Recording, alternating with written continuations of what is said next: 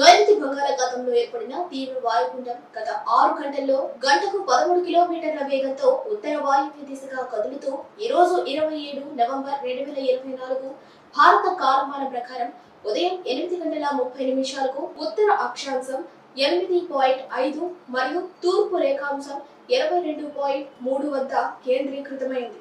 ఇది ట్రింకోమాలి అంటే శ్రీలంకకి తూర్పు ఆగ్నేయంగా 120 కిలోమీటర్ల, నాగపట్టణానికి ఆగ్నేయంగా 370 కిలోమీటర్లు, పుదుచ్చేరికి ఆగ్నేయంగా 470 కిలోమీటర్లు మరియు చెన్నైకి దక్షిణ ఆగ్నేయంగా 550 కిలోమీటర్ల దూరంలో ఉంది. నైరుతి బంగాళాఖాతంలోని తీవ్ర వాయుగుండం ఉత్తర వాయువ్య దిశగా కదులుతోంది.